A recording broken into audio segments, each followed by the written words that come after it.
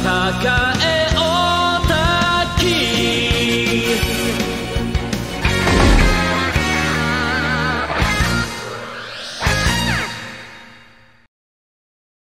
Django Comics é um quadrinho lançado pelo C4 Studio e com apoio cultural da Prefeitura de Manaus.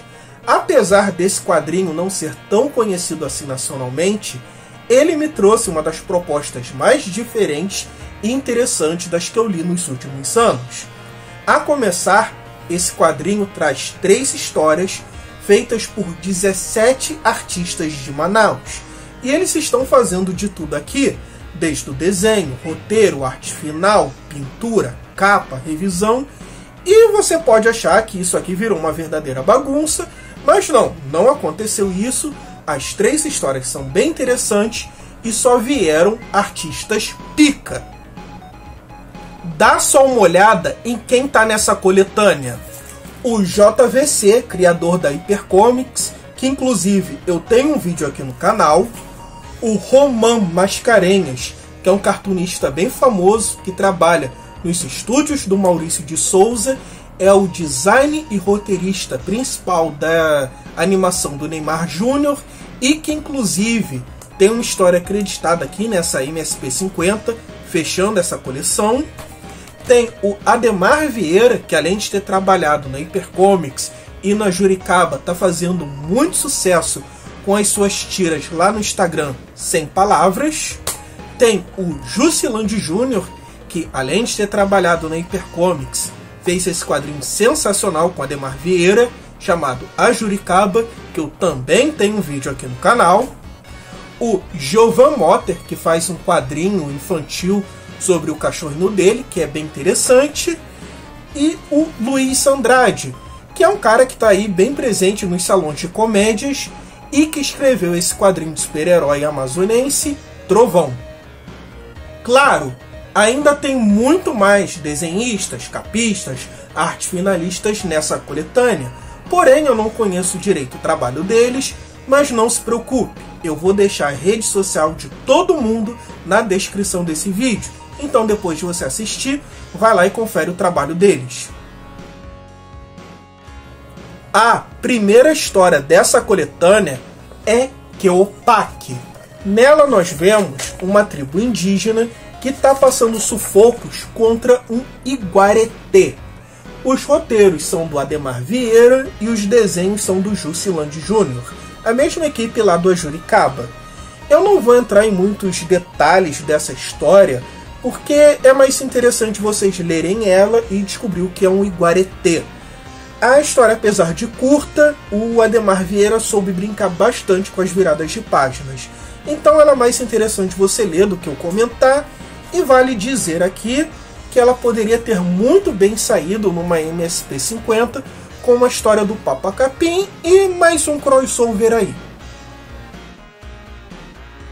Na segunda história, Tacape de Arawak, com roteiros do Roman Mascarenhas, nós vamos para um futuro não tão distante em que a floresta amazônica foi completamente desmatada e os cientistas brasileiros estão aos poucos conseguindo reflorestar toda ela.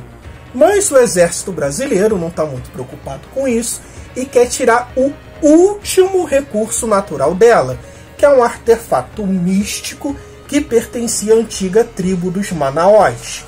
Vale ressaltar aqui que o design dessa história é muito bem feito, é muito incrível. Todo o exército tá com uma aparência meio insetoide, com asas de mosquito, olho de mosca. Eu tenho uma leitura... Aqui, ó, não sei se vocês conseguem ver. Eu tenho uma leitura que, somado a essa aparência e as roupas meio marrons do exército brasileiro, meio que quer dizer ali nas entrelinhas que eles estão sempre rodeando um monte de merda. Bom, no final da história nós conhecemos uns indígenas meio verdes, que lembram o ogre lá do Tekken, e dá a entender aqui que os indígenas dessa história têm algum parentesco com alienígenas, contato com extraterrestres. é um outro tipo de raça humana. É uma ideia meio Ratanabá, talvez, mas para uma história em quadrinho é uma história bem interessante, é uma ideia bem legal. Por sinal, se isso daqui fosse uma história para promover um RPG nacional, eu comprava esse RPG na hora. Porque, na moral, todo o cenário, todos os designs, artefatos, world building, tá incrível para uma história que, sei lá, não tem nem 10 páginas. A terceira história é o verdadeiro motivo para eu fazer um vídeo aqui pro canal. Imperador do Nada, com roteiros do João Vicente Cardoso, ou JVC, e Jusilande Júnior. Aqui nós vamos ainda mais para o futuro, onde toda Manaus se tornou apenas um deserto cinza, e apenas quem sobreviveu foram os indígenas. Afinal eles estão sofrendo aí adversidades desde 1500, e vermes que se tornaram gigantes, igual aquele filme bem famoso. O interessante de verdade dessa história é que todos os indígenas falam uma língua indígena morta. Mas como é que isso aconteceu? Bem, enquanto o Jusilande Júnior e o Ademar Vieira estavam fazendo pesquisas para o quadrinho do Ajuricaba, eles se encontraram um livro em espanhol que tinha algumas palavras da tribo dos Manaós que foi registrada, e essa tribo foi totalmente exterminada pelos portugueses há alguns séculos atrás, e essa tribo dos Manaós que dá origem ao nome da cidade de Manaus. Então, o que eles fizeram? Eles pegaram essas palavras soltas que tinha nesse livro e fizeram um exercício de roteiro, que é pegar várias palavras e montar uma historinha. Mesmo assim, não pensa que isso diminui a qualidade da obra ou a importância que ela deveria ter. Eu nunca vi um quadrinho em língua indígena, e olha que a gente tem várias línguas indígenas aí de fácil acesso para quem se interessa, e eles ainda fizeram um roteiro com uma língua indígena morta. Uma parada que eu nunca vi. A única coisa mais próxima aí que eu vi foi naquele filme 10.000 anos antes de Cristo, que é uma porcaria. Eu acredito até que essa história, Imperador do Nada, devia ganhar um prêmio Ângelo Agostini por sua importância e por registrar uma língua morta de uma maneira verdadeiramente divertida e interessante. Bom, não é tão difícil assim você adquirir a Jungle Comics. Eu vou estar deixando aqui, como eu falei, as redes sociais de todos os artistas e do C4 Studio.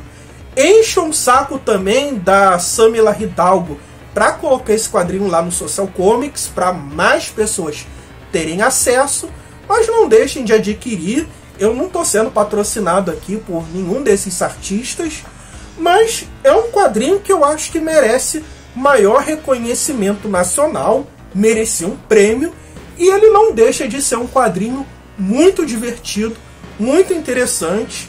Os designs dos personagens, os traços, as cores, eles se entretêm, eles são verdadeiramente bons, e o formato é bem diferenciado, parece uma folha 4 ou maior, que é um tamanho bem diferente desse formato americano que a gente está tão acostumado. Bem, gente, é isso. Até a próxima.